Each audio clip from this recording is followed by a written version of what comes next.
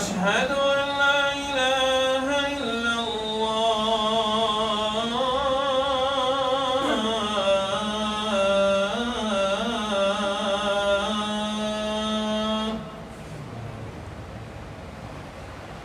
أشهد أن محمدًا رسول الله.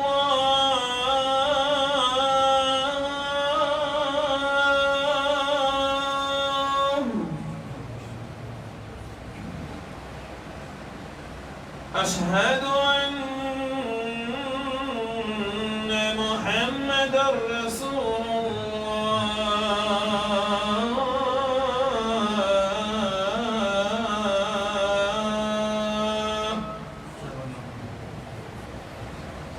حي على الصلاة.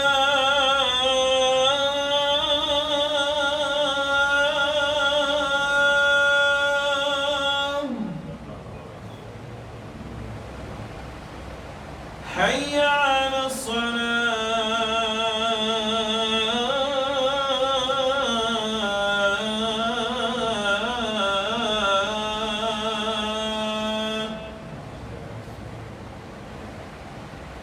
حي على الفلاح.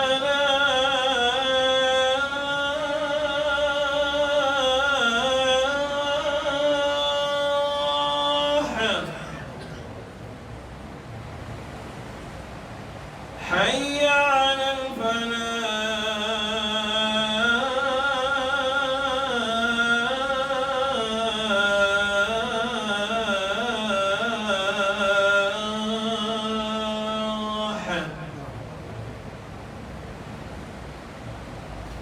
الله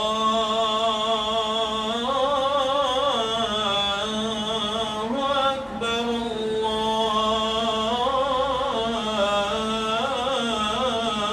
الله أكبر. لا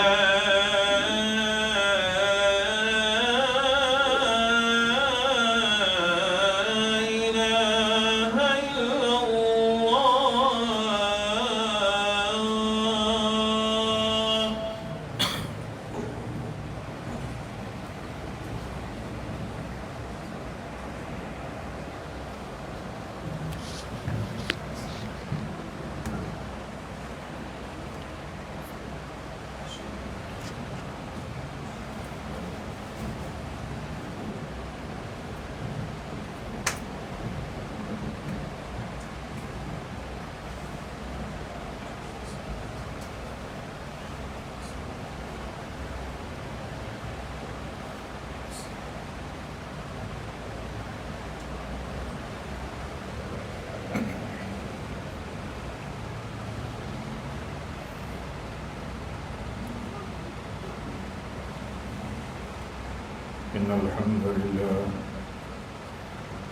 إن الحمد لله نحمده ونستعينه ونستغفره ونعوذ بالله من شرور أنفسنا ومن سيئات أعمالنا. من يهده الله فلا مضل له ومن يضلل فلا هادي له. وأشهد أن لا إله إلا الله وحده لا شريك له وأشهد أن محمدًا عبده ورسوله. يا أيها الذين آمنوا اتقوا الله حق تقاته ولا تموتن إلا وأنتم مسلمون.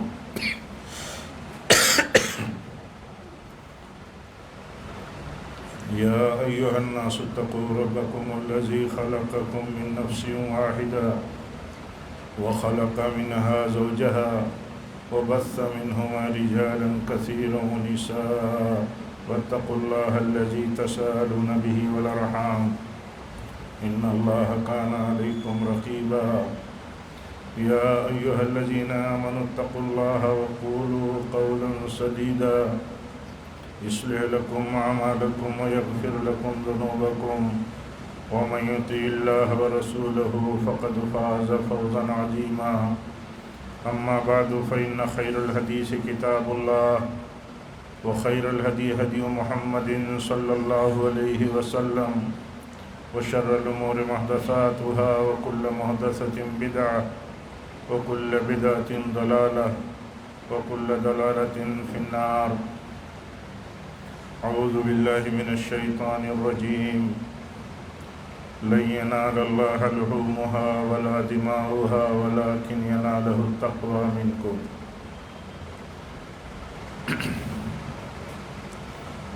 معزز حاضرین جمعہ، حضرات و خواتین، اللہ تعالیٰ نے سارے اعمال کا دار و مدار، سارے اعمال کی قبولیت کا دار و مدار نیتوں پر رکھا ہے۔ نیتیں خالص ہیں تو عمل قبول ہوگا، نیتیں جتنی اچھی ہیں، بلند ہیں، اتنا ہی قبولیت میں بلندی حاصل ہوگی۔ اللہ تعالیٰ کو ہمارا کچھ نہیں منظور ہے، ہم سے کچھ نہیں مطلوب ہے۔ اللہ تعالیٰ کو صرف یہ مطلوب ہے کہ ہم کس جذبے سے، کس خیال سے، کس نیت سے کوئی کام کرتے ہیں۔ بہت ساری نصیحتیں اس باب میں کتاب و سنت میں ہمارے لیے ہیں۔ ایک آدمی نیک جذبے سے چھوٹا سا کام کر لیتا ہے، ہو سکتا ہے ہماری نگاہ میں اس کی کوئی قیمت نہ ہو، کیونکہ اس کا کام ہماری سمجھ میں، ہماری نگاہ میں نہیں آتا، لیکن اس کا جذبہ، اس کی نیت بلند ہے، وہ بہت اونچے مقام پر اللہ کے ہاں ہوتا ہے۔ اور ایک آدمی بہت بڑا کام کر لیتا ہے، بہت کچھ اس کا کام ہماری نظر میں دکھتا ہے، دکھائی دیتا ہے، اس کی نیت صحیح نہیں ہے، اللہ تعالیٰ کے ہاں اس کی کوئی قیمت نہیں ہے، کوئی ویلو نہیں ہے۔ بحیثیت مسلمان، بحیثیت نیک کام کرنے کی تڑپ یا نیک کام کرنے کا حوصلہ رکھنے والے ہم ایمان والے لوگ اگر اس پہلو پر سوچیں تو بہت کچھ اصلاح ہماری ہو جائے گی۔ وہ یہ کہ ہمارا کوئی بھی عمل اللہ کے ہاں اگر اخلاص کے ساتھ نہیں کیا گیا تو قبول نہیں ہے، اور اگر ریا کے ساتھ کیا گیا، دکھاوے کے لیے کیا گیا تو شرک ہے۔ یعنی نیک عمل شرک ہے، کہیں جرم عظیم ہے، بہت بڑا گناہ بن جاتا ہے، نیکی کا کام ہی گناہ بن جاتا ہے۔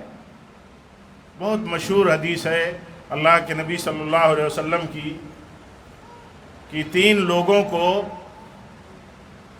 گھسیٹ کے جہنم میں ڈالا جا رہا ہے۔ تینوں اپنے سماج کے بہت معروف ہیں، بہت اونچا درجہ رکھنے والے ہیں۔ ایک علم والا ہے، ایک دولت مند ہے، ایک اللہ کی راہ میں لڑنے والا ہے اور جان دے دینے والا ہے۔ آپ دیکھیے یہ تینوں اپنی شہرت اور اپنے مقام سے کسی بھی سوسائٹی میں کتنا اونچا درجہ رکھتے ہیں۔ کوئی عالم ہے، قاری ہے، کوئی دولت مند ہے، کسی نے اللہ کی راہ میں لڑتے ہوئے جان دے دی ہے، اس لیے گھسیٹ کر کے جہنم میں ڈالے جا رہے ہیں۔ اللہ کے نبی صلی اللہ علیہ وسلم فرماتے ہیں کہ وہ وجہ یہ کہ جو عالم اور قاری تھا وہ شہرت چاہتا تھا۔ شہرت ایک ایسا روگ ہے، ایک ایسی بیماری ہے، ایک ایسا برباد کر دینے والا جذبہ ہے کہ ہم سوچ نہیں سکتے۔ آپ سوچئے اس حدیث میں بیان کیا جا رہا ہے کہ ایک شخص شہرت کے لیے علم اور تعلیم کا کام کرتا ہے، اس کا مقصد یہ ہے کہ شہرت حاصل ہو۔ دوسرا دولت مند ہے، وہ خرچ اس لیے کرتا ہے تاکہ اس کا چرچا ہو۔ اور ایک آدمی اللہ کی راہ میں لڑتا ہے، جان دینے تک لڑتا ہے۔ اس کا جذبہ، اس کی سوچ کیا ہے؟ تاکہ لوگ کہیں کہ میں نے جان دے دی، تاکہ لوگ کہیں کہ میں نے جان دے دی اللہ کی راہ میں۔ یعنی سوچنا اس کا یہ ہے کہ لوگوں کے بیچ میں مجھے ہیرو کی حیثیت سے، مجھے اللہ کی راہ میں شہید ہونے کی حیثیت سے یاد کیا جائے، شہید مجھے کہا جائے، میرا چرچا سب کی زبانوں پہ ہو۔ اللہ کے نبی صلی اللہ علیہ وسلم فرماتے ہیں انہیں کہا جائے گا کہ تم نے اس لیے یہ کام کیا، اس لیے تمہیں گھسیٹ کر کے جہنم میں ڈالا جا رہا ہے۔ نیکیوں کے موقع پر دیکھا جاتا ہے، دیکھا جانا چاہیے کہ ان نیکیوں کے پیچھے جذبہ کون سا ہے، جذبہ کون سا ہے۔ آج دیکھیے ہمارے سامنے ایک دن کے بعد ہی اللہ تعالیٰ نے قربانی کا موقع رکھا ہے۔ اللہ تعالیٰ ہم سب کو دن نصیب فرمائے۔ یوم النحر جو ہے یہ بہت عظیم دن ہے، قربانی کا دن، لیکن قربانی کا دن، قربانی کا عمل سب سے محبوب عمل ہے، خون بہانا سب سے بہتر عمل ہے، اسی لیے جلدی نماز پڑھنی ہے اور جلدی تاکہ قربانی ہو سکے۔ لیکن اس کے پیچھے دیکھیے وہ جذبہ ہونا چاہیے جو جذبہ مطلوب ہے۔ اللہ تعالیٰ فرماتا ہے تمہاری قربانیوں کا گوشت اللہ کو نہیں پہنچتا، تمہاری قربانیوں کا خون جو ذبح کر کے گراتے ہو اللہ کو نہیں پہنچتا۔ تم کس جذبے کے ساتھ، کس نیت کے ساتھ، کس اللہ کے حکم کی پیروی کی فکر کے ساتھ قربانی کرتے ہو، کس سنت ابراہیمی کی یادگار کو زندہ کرنے کے لیے قربانی کرتے ہو، وہ جذبہ اللہ تعالیٰ کو مطلوب ہے، یہ نہیں مطلوب ہے۔ آج دیکھیے صورتحال ہماری کتنی قابل رحم ہے کہ ہم قربانیوں میں مطلب کس رخ اور کس انداز پہ چل رہے ہیں۔ قربانی کس کی کتنی بڑی ہے، کتنی زیادہ ہے، کتنی ایڈورٹائز ہے۔ اب تو باقاعدہ فوٹو کھینچ کر کے اس کو عام کیا جاتا ہے، شیئر کیا جاتا ہے۔ اس حد تک مطلب سماج ہمارا اور ہمارے سماج کے لوگ اتنے زیادہ نیچے اتر گئے ہیں۔ تو یہ جذبہ در حقیقت اللہ تعالیٰ یہ چاہتا ہے، یہ جذبہ کیا ہے، کس جذبے کے تحت یہ قربانی ہو رہی ہے۔ قربانی اس جذبے کے تحت ہونی چاہیے جو جذبہ تھا جب صحابہ نے دیکھا کہ قربانی کا حکم ہے تو پوچھا یہ کیا ہے، یا رسول اللہ صلی اللہ علیہ وسلم یہ قربانی کیا ہے؟ تو آپ نے فرمایا سنت ابیکم ابراہیم۔ دیکھیے یاد دلایا۔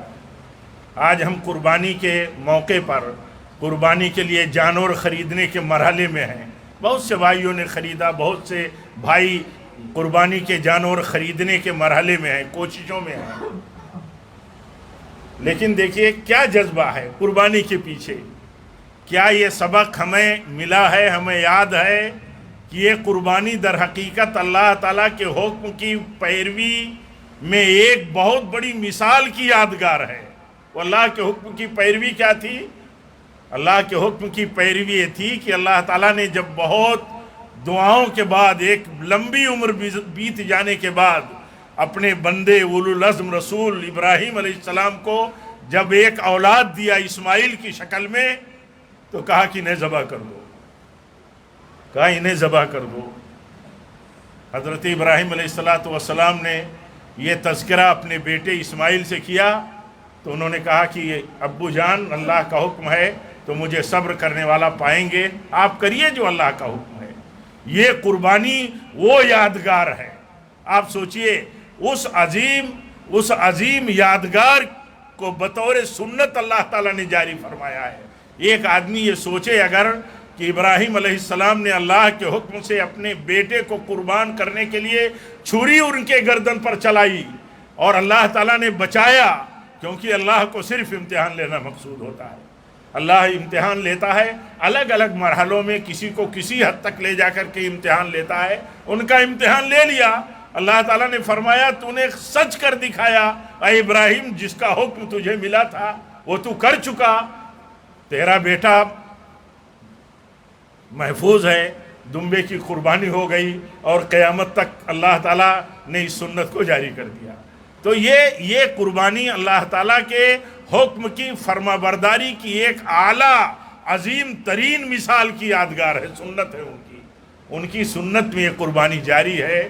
ہر مسلمان کو، مرد و عورت کو جو قربانی کا جذبہ رکھتے ہیں انہیں یہ سوچنا چاہیے کہ اللہ تعالیٰ کے حکم کی فرما برداری کی ایک مثال ہے، اسے اللہ نے جاری کیا ہے۔ یہ دکھاوے کی چیز نہیں ہے، یہ در حقیقت اللہ تعالیٰ کے حکم کی فرما برداری کی چیز ہے۔ ہر شخص یہی جذبہ رکھے کہ ایک اللہ کے بندے نے اللہ کے حکم سے اپنے بیٹے کی قربانی پیش کی تھی، اس قربانی کی یادگار ہے یہ قربانی۔ تو ہر شخص یہ جذبہ بھی رکھے کہ اللہ تعالیٰ کے حکم کی فرما برداری میں جو جان و مال کی قربانی اللہ تعالیٰ کو اللہ کے کلمے کو بلند کرنے کے لیے مطلوب ہوگی ہم پیش کریں گے. یہ جذبہ ہو تو قربانی ہے, یہ جذبہ ہو تو قربانی ہے, اور یہی جذبہ مطلوب ہے. بہت صاف لفظوں میں اللہ تعالیٰ نے بیان فرمایا ہے لن ینال اللہ لحومها ولا دماؤها ولکن ینالہ التقوی منکم. تمہارا تقوی, تمہارا جذبہ, تمہارے ارادے کیا ہیں قربانی کے پیچھے, کیا ارادہ ہے؟ آدمی یہ سوچے کہ وہ کس نیت سے قربانی کر رہا ہے. اپنے سماج میں, اپنی سوسائٹیوں میں کیا مقابل آرائی کی چیز ہے قربانی؟ کیا یہ مقابل آرائی کی چیز ہے؟ ایک گھر سے اگر ایک قربانی ہو تو کافی ہے. ایک سے زیادہ 100 قربانی بھی کر سکتا ہے بندہ تو کرے, لیکن ایک قربانی بھی کافی ہے. ایک گھر کی طرف سے ایک سے زیادہ قربانی کرتا ہے وہ تو اس کے جذبے میں اور اس کی نیتوں میں شہرت نہیں ہو, بڑائی نہیں ہو, دکھاوا نہیں ہو, ایک دوسرے پر برتری ثابت کرنا نہیں ہو, یہ ساری چیزیں مطلوب ہیں. تو اگر یہ جذبہ ہے تو قربانی ہے, اگر یہ جذبہ نہیں ہے تو قربانی نہیں ہے. در حقیقت قربانی جذبات کی قربانی ہے. جن چیزوں سے بھی ہمارا لگاؤ ہے, یہ یادگار کیا ہے؟ کسی چیز سے ہمارا بہت زیادہ لگاؤ ہے, بہت زیادہ لگاؤ ہے, اور اس لگاؤ کو اللہ تعالیٰ دیکھتا ہے کہ اس بندے کا میرے اس چیز کے ساتھ بہت لگاؤ ہے. پھر وہ چاہتا ہے کہ کتنا اس کا لگاؤ ہے اس چیز سے. پھر اللہ تعالیٰ قربانی اگر مانگتا ہو تو بندے کے اندر وہ جذبہ ہو کہ اپنی محبوب سے محبوب چیز کی بھی وہ قربانی دے دے گا, وہ قربانی دے دے گا. آپ دیکھیے جب حکم ہوا اللہ تعالیٰ کی طرف سے کہ اپنی اچھی چیز خرچ کرو, اپنی اچھی چیز اللہ کی راہ میں خرچ کرو, تو ایک صحابی رسول ہے, وہ کہتے ہیں کہ یہ میرا باغ میرا سب سے محبوب ہے, تو خرچ کر دیا, خرچ کر دیا. اپنی بیوی سے تذکرہ کیا تو بیوی خوش ہو گئی, کہا بہت اچھا کام آپ نے کیا, بہت مبارک ہو, اچھی تجارت ہو گئی. آپ سوچئے یہ جذبہ جہاں بندے سے, ہم سے اور آپ سے اللہ تعالیٰ کسی بھی چیز کی قربانی مانگے, وہاں بندہ جب کھڑا ہو اپنی صلاحیتوں کے حساب سے, اپنی استطاعت کے حساب سے, تو یہ اصل چیز ہے قربانی اور فرما برداری کی. یہ فرما برداری کی مثال ہے. اللہ کو بہت پسند آئی یہ مثال, تو جاری کر دیا. کہا اب یہ جاری رہے, قیامت تک جاری رہے, لوگ یاد کرتے رہیں کہ ایک اللہ کا بندہ تھا جس کو اللہ تعالیٰ نے اپنے بیٹے کی قربانی کا حکم دیا تو بیٹے کو قربان کرنے کے لیے کھڑا کر دیا. بیٹا بھی کیسا فرما بردار تھا, اللہ تعالیٰ کے حکم کا پابند تھا, اپنے باپ کا فرما بردار تھا. باپ جب تذکرہ کرتا ہے تو بیٹا کہتا ہے ابا کوئی بھی تردد نہ کیجئے, جو حکم ملا ہے وہ کریے, مجھے صبر کرنے والا پائیں گے. آپ سوچئے کس طرح ہم یاد کرتے ہیں. آج قربانی کے موقع پر ہم یہ یاد کرتے ہیں نا کہ آخر یہ قربانی ہے کیا. ہمارے نبی نے سمجھا دیا کہ یہ تمہارے دادا ایک اولو العزم رسول ابراہیم کی سنت ہے. وہ کون سی سنت ہے؟ یہی سنت ہے. تو یہ جذبہ ہونا چاہیے. اسی طرح میرے بھائیوں دیکھیے قربانی جو ہے, قربانی اخلاص سے, ہر عمل اخلاص سے, ہر عمل اخلاص سے. جو بھی نیک کام کرے اس کے پیچھے اخلاص ہو, نہ دکھاوا مقصود ہو, نہ کسی کی رضامندی مقصود ہو, فلاں آدمی خوش ہو جائیں گے, لوگوں کو دکھا دوں میں, دکھاوا نہیں, اللہ کو خوش کرنا. اگر لوگوں کو خوش کرنا اللہ کو خوش کرنے کے ساتھ بھی شامل کر لیا گیا تو بھی قبول نہیں اللہ کے ہاں, تو بھی قبول نہیں. اللہ کے ہاں بندے کی صلاحیت اور استطاعت بھر کا عمل قبول ہے. جو بندے کی استطاعت ہے, ایک آدمی 100 قربانی کرتا ہے, ایک آدمی 1 قربانی کی بھی طاقت نہیں رکھتا, اللہ تعالیٰ اس کو بھی درجہ دے گا. نیکیوں کا موقع جسے نہیں ملا اللہ کی دی ہوئی صلاحیت اور کیپیسٹی کے اعتبار سے, سورس نہیں ہے اس کے پاس, اللہ نے اتنا سورس نہیں دیا کہ وہ 1 قربانی کر سکے, لیکن اس کے اندر جذبہ ہے کہ میرے پاس بھی صلاحیت ہوتی, سورس ہوتا, تو میں بھی سنت ابراہیمی کی یادگار کا ایک حصہ بن جاتا.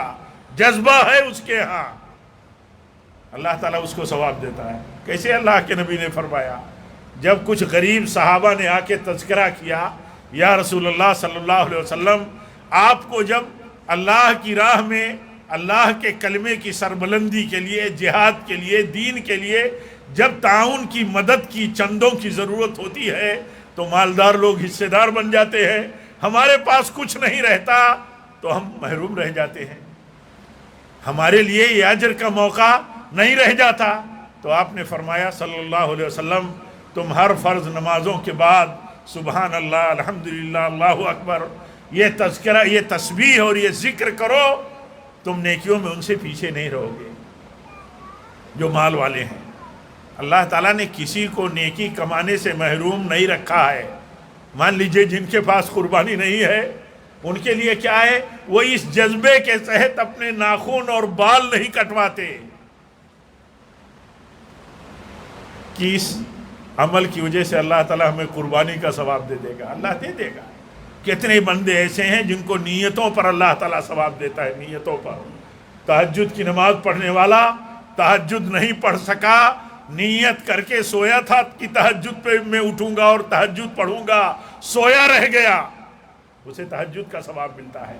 ایک آدمی بیمار ہے، مسافر ہے، اللہ کے نبی فرماتے ہیں جو آدمی بیمار اور مسافر ہوتا ہے تو صحت کی حالت میں جیسے نیکیاں کر لیتا تھا، مقیم جب تھا، سفر میں نہیں تھا، جیسے نیکیاں کر لیتا تھا، سفر میں ایسی تو آسانی نہیں ہے، تو اللہ تعالیٰ کی طرف سے حکم ہوتا ہے کہ جیسے وہ صحت کی حالت میں تھا اور نیکیاں کرتا تھا، آج بیمار ہے تو بیماری میں نیکیاں نہیں کر پاتا، صحت کے دنوں میں نیکیاں کرتا ہے تو ویسے ہی نیکیاں لکھ دو اس کے کھاتے میں۔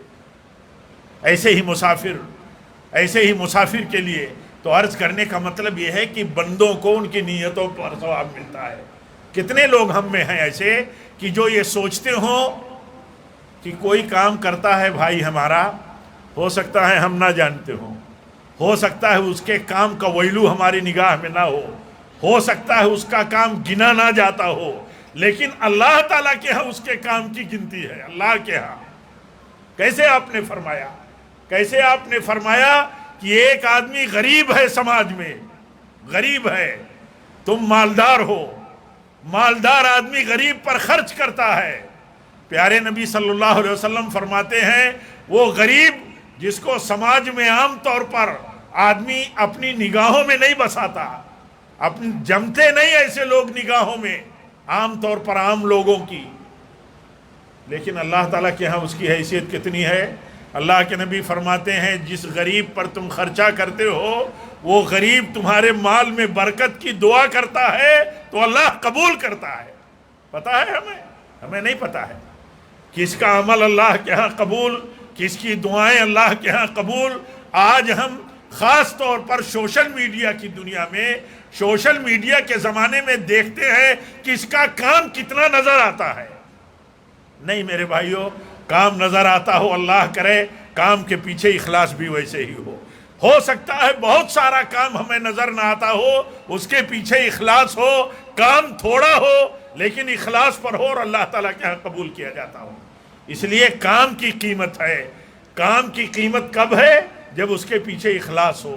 اخلاص کی فکر کرنے کی ضرورت ہے، اللہ سے دعا کرنے کی بھی ضرورت ہے، اور اللہ تعالیٰ کو اخلاص اور احسان بہت پسند ہے۔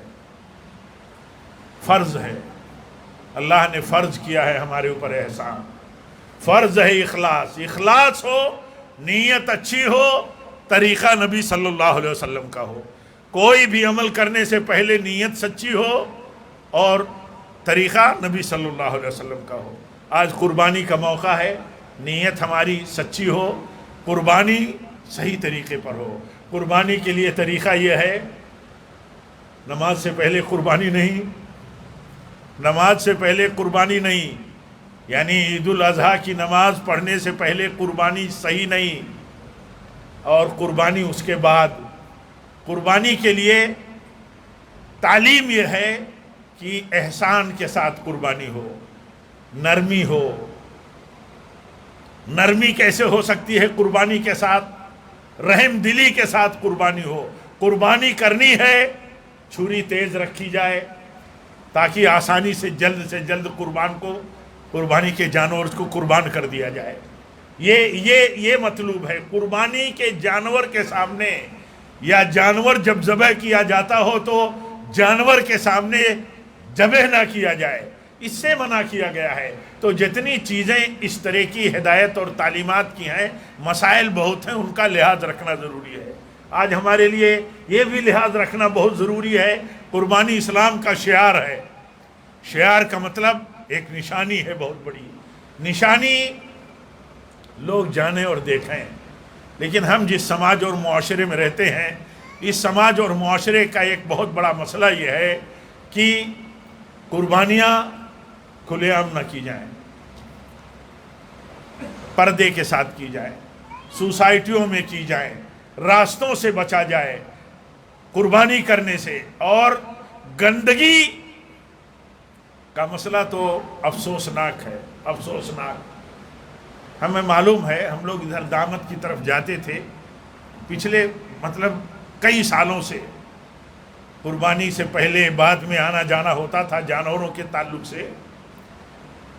آپ کو یقین ہونا چاہیے کہ کئی دنوں تک گزرتے تھے روڈ سے، شاہراہ سے، تو بدبو آتی تھی۔ مسلم بستی ہے ہمارے ہاں بھی، صورتحال بہت خراب رہتی تھی، کبھی کبھی اللہ تعالیٰ سب کو سمجھ دے، کوئی پرواہ نہیں کرتے۔ ایک تکلیف دہ چیز اگر راستے پہ پڑی ہو، اس کو ہٹانا ایمان کا حصہ قرار دیا گیا۔ اور اگر کوئی بدبو دار چیز، کچرے، اوجھڑیاں، گندگیاں اگر پھینک دی جاتی ہوں تو کتنے افسوس کی بات ہے۔ پورے بیک گراؤنڈ کو، پوری کمیونٹی کو، سارے مسلمانوں کو برا بھلا کہا جاتا ہے اور موقعوں کی تلاش ہوتی ہے۔ اس لیے اس کا خیال رکھنا بہت ضروری ہے، بہت زیادہ ضروری ہے۔ اس میں کوئی شبہ نہیں، قربانی شعار ہے، عیدگاہ میں قربانی ہونی چاہیے یا ایسی جگہوں پر جہاں لوگ دیکھیں لیکن اپنا حرکہ ہو، اپنے لوگ ہوں، پردے کے ساتھ قربانی ہو۔ غیر جہاں ان کو بہت بڑا جذباتی مسئلہ اور ایشو بناتے ہیں اور وہ یہ کہتے ہیں ہمیں بڑی تکلیف ہوتی ہے، تو ایسی صورتحال میں ہماری ذمہ داری ہے کہ ہم اس بات کو سمجھ کر کے کام کریں۔ گندگیوں کا معاملہ تو بہت اہتمام کرنے کی ضرورت ہے کہ کسی طرح کہیں بھی قربانی کی جاتی ہو صفائی کی جائے، کچرے کسی تھیلے اور جھولے میں بھرے جائیں اور اس کے بعد اسے پھینکنے کا انتظام ہو، جو بھی نظام اور ضابطہ چلتا ہو۔ اسی طرح دیکھیے، اس بات کا خیال رکھنا ضروری ہے کہ قربانی جو ہے، قربانی کے گوشت میں قاعدہ اور طریقہ یہ ہے کہ غریبوں کو دیا جائے، اپنے دوست احباب میں بھی دیا جائے اور اپنا کھایا جائے، کھلایا جائے۔ ایک خوشی کا مظاہرہ ہو۔ عید کے دن تہوار جو ہیں اس کا ایک خاص نقطہ اور خاص شعار خوشی کا اظہار ہو۔ خوشی میں سب کو شامل کیا جائے، ایسی صورتحال ہو کہ سب کو شامل کرنے کی کوشش کی جائے۔ قربانی کی کوئی قید نہیں ہے قربانی کے جانور میں کہ کتنا حصہ رکھا جائے، کتنا حصہ بانٹا جائے اور کتنا حصہ دوست و احباب اور رشتہ داروں کو دیا جائے، کوئی ایسی قید نہیں ہے۔ لیکن یہ تو ضرور ہے، ہر حال میں ضروری ہے کہ کوشش کی جائے کہ سارے لوگوں کو شامل کیا جائے، کسی بھی ریشیو میں غریبوں کو چلا جائے، دوست احباب کو دیا جائے گوشت، اور اسی طرح اپنے رشتہ داروں کو کبھی نہ بھولا جائے، اپنے گھر میں بھی گوشت ہو، کھایا جائے، کھلایا جائے۔ اور ہمارا جو ماحول ہے ہمارے اپنے سماج کا کہ ہم ایک غیر مسلم اکثریت کے ملک میں رہتے ہیں، ہمارے بہت سارے کاروباری تعلقات ہیں، پڑوس کے تعلقات ہیں، سماج کے تعلقات ہیں، بہت ساری نسبتیں ہیں۔ ہم غیر مسلموں سے بھی جڑے ہیں، چھوٹے ہوں، بڑے ہوں، نوکر ہوں، غریب ہوں۔ ہمارے علماء نے اجازت دی ہے اس بات کی کہ غیر مسلموں کو بھی قربانی کا گوشت دیا جا سکتا ہے، کوئی حرج نہیں ہے، دیا جا سکتا ہے، دینے میں کوئی تردد کرنے کی ضرورت نہیں ہے۔ اس لیے یہ بات کہہ دی جاتی ہے کہ بہت سارے لوگ اس طرح کے مسئلے میں کہیں نہ کہیں الجھتے ہیں کہ دینا صحیح ہے یا نہیں ہے، اس لیے اس بات کی وضاحت کر دی جا رہی ہے کہ قربانی کا گوشت دے سکتے ہیں۔ آج جمعہ کا دن ہے، آج ہمارے لیے ذی الحجہ کی 8ویں تاریخ ہے، کل 9ویں تاریخ ہے، کل ہمارے لیے عرفہ کا دن ہے۔ عرفہ کا روزہ رکھنا چاہیے۔ پیارے نبی صلی اللہ علیہ وسلم نے فرمایا کہ میں سمجھتا ہوں، میرا خیال ہے کہ ایک دن عرفہ کا روزہ رکھنے سے 1 سال پچھلے 1 سال اگلے گناہ اللہ تعالیٰ معاف فرما دیتا ہے، یعنی کفارہ بن جاتا ہے ایک دن کا روزہ پچھلے 1 سال کا اور ایسے ہی اگلے 1 سال کا۔ اور اس بحث میں عام لوگ نہ پڑھیں، کچھ بعض علماء نے اختلاف اس میں ضرور کیا ہے کہ عرفہ حاجی جب عرفہ کے میدان میں ہوں گے اس دن روزہ رکھنا ہے، یا ہر علاقے کے ہر ملک کے لوگ اپنی رویت کے حساب سے روزہ رکھیں گے، ہم ہماری رویت کے حساب سے روزہ رکھیں گے۔ یعنی ہماری رویت کے حساب سے عرفہ کا روزہ کل ہے، کل ہم سب کو کثرت کے ساتھ روزہ رکھنے کا اہتمام کرنا چاہیے۔ روزہ فرض، عرفہ کا روزہ فرض نہیں ہے، لیکن بہت بڑے ثواب کا روزہ ہے، اس لیے اس ثواب سے محرومی سے کوشش کرنا چاہیے کہ ہم بچ جائیں۔ اللہ تعالی ہم سب کو توفیق دے۔ اسی طرح میرے بھائیوں، آپ جانتے ہیں کہ یہ عشرہ سب سے افضل ہے، سب سے افضل ہے۔ سال میں جتنے دن ہیں، جتنے عشرے ہیں، سب سے افضل 10 دن جو ہیں یہ ذی الحجہ کے یہی 10 دن ہیں۔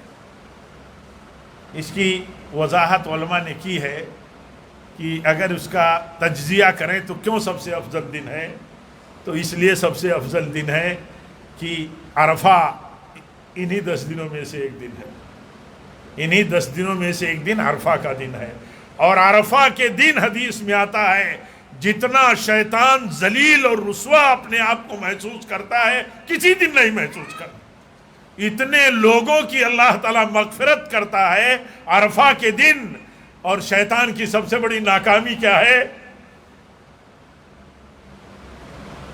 کہ اللہ کے بندوں کی مغفرت ہو رہی ہے، اللہ تعالیٰ کے بندے بخشے جا رہے ہیں۔ شیطان اس وقت سب سے زیادہ رسوائی اور ذلت محسوس کرتا ہے، اس کا تو سب سے بڑا ٹارگیٹ یہ ہے کہ جیسے میں رادِ درگاہ ہو گیا ایسے سارے انسان رادِ درگاہ ہو جائیں، آدم کی اولاد اللہ کے ہاں سے دھتکار دی جائے۔ اور جب اللہ تعالیٰ قریب کر لیتا ہے اور فخر کرتا ہے اور مغفرت فرماتا ہے تو سب سے زیادہ شیطان رسوائی اور ذلت محسوس کرتا ہے۔ اس لیے عرفہ کے دن کا خوب اہتمام اس نقطۂ نظر سے کرنا چاہیے کہ یہ بہت بڑا دن ہے، اور یہ عشرے میں ہونے کی وجہ سے اس عشرے کی بہت بڑی فضیلت ہے۔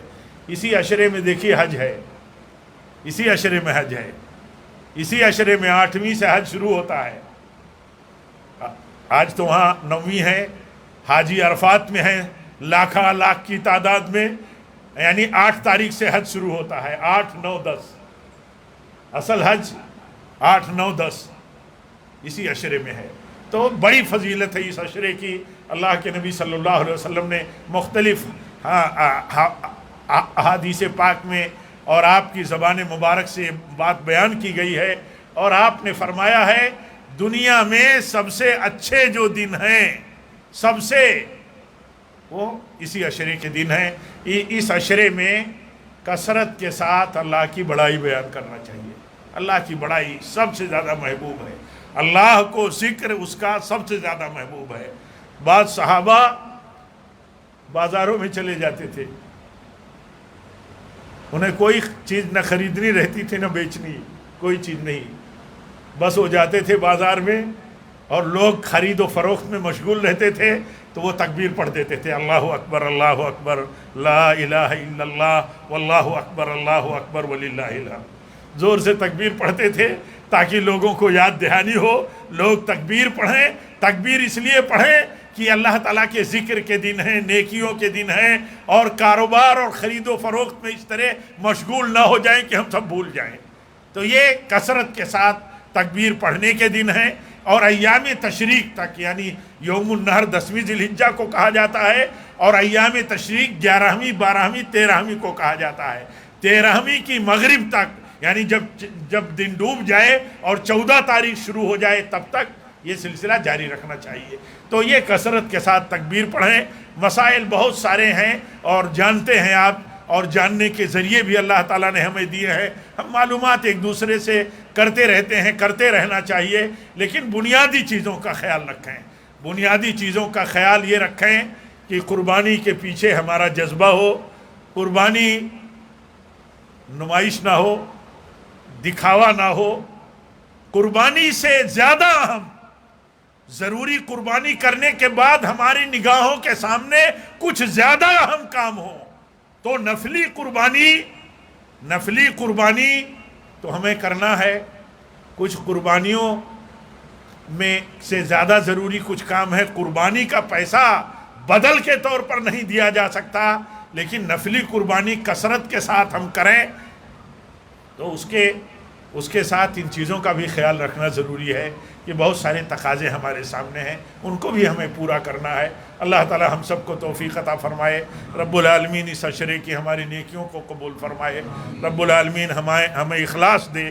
اس قربانی کے موقع پر اللہ تعالی ہمیں صحیح جذبہ دے، اسی صحیح جذبے کے تحت ہم قربانی کریں، نبی صلی اللہ علیہ وسلم کی سنت اور تعلیم کے مطابق قربانی کریں۔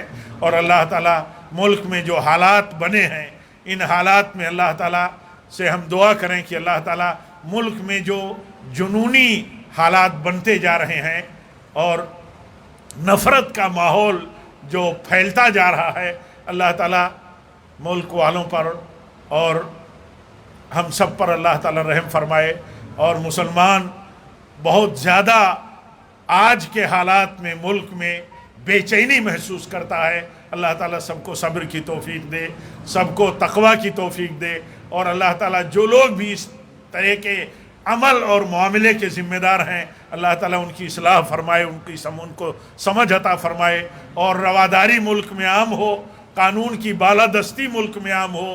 جو لوگ بھی، جو حکومتیں بھی، اور جو لوگ اس راہ میں کوشش کر رہے ہیں، ان کے لیے بھی ہمارے دلوں سے دعائیں نکلنی چاہیے کہ ملک میں امن و امان اور قانون کی بالادستی کے لیے جو لوگ کام کر رہے ہیں وہ لوگ شکریہ کے مستحق ہیں، انہیں اور اس کی توفیق ہو۔ یہ ہمارا جذبہ ہونا چاہیے، اور ہمارا یہ ایمان بھی ہو ساتھ میں کہ مظلوم کمزور نہیں ہوتا اگر مسلمانوں پر طاقت کی بنیاد پر کچھ سورسز، کچھ طاقتور لوگ ظلم کرتے ہیں تو مسلمانوں کو یہ سمجھنا چاہیے کہ مظلوموں کے ساتھ اللہ ہے، اور اللہ تعالیٰ مظلوموں کو بے یار و مددگار نہیں چھوڑے گا۔ لیکن ہمارا کام یہ ہے کہ ہم ایمان کے ساتھ، تقوی کے ساتھ، صبر کے ساتھ زندگی گزاریں۔ ہمارے اوپر جتنے حقوق ہیں دوسروں کے، ہمارے اوپر اپنے چھوٹوں کے، بڑوں کے، اور دوسرے جو مالی، مادی، معنوی حقوق ہیں، اللہ تعالیٰ ہمیں ان حقوق کو ادا کرنے کی توفیق دے۔ ہوتا یہ ہے کہ جب ہم اپنے ہاتھوں سے لوگوں کا حق مارتے ہیں، ضائع کرتے ہیں، عزتیں برباد کرتے ہیں، ایک بڑا آدمی ہے چھوٹوں کو ذلیل کرتا ہے، ایک طاقتور ہے کمزور کو ذلیل کرتا ہے، ایک صاحب حیثیت ہے دوسروں کا مال اس کے ہاتھ میں ہے، اس کا مال ناجائز ڈھنگ سے وہ تصرف میں لاتا ہے، استعمال کرتا ہے، تو یہ سب ظلم کی راہیں ہیں، یہ ظلم کی راہیں ہیں۔ ہم جب مظلوم بنتے ہیں تو ہمیں یہ دیکھنا چاہیے کہ کہیں ہمارے عملوں کا یہ پھل تو نہیں ہے۔ اللہ تعالی ہم سب کو سمجھ عطا فرمائے، ہم سب کو اپنی ذمہ داریاں ادا کرنے کی توفیق دے۔ رب العالمین جب تک ہم زندہ رہیں تقوی پر رہیں، تیری اطاعت و فرما برداری پر رہیں، اور جب بھی ہماری موت ہو تو نبی صلی اللہ علیہ وسلم کی سنت پر ہو، آپ کے طریقے پر ہو۔ وآخر دعوانا ان الحمدللہ رب العالمین۔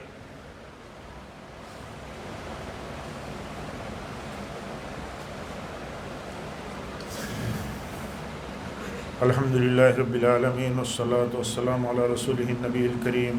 ان اللہ ملائکتہ یصلون علی النبی یا ایہا الذین آمنوا صلوا علیہ وسلموا تسلیما۔ اللہم صلی علی محمد وعلی آل محمد کما صلیت علی ابراہیم وعلی آل ابراہیم انکا حمید مجید۔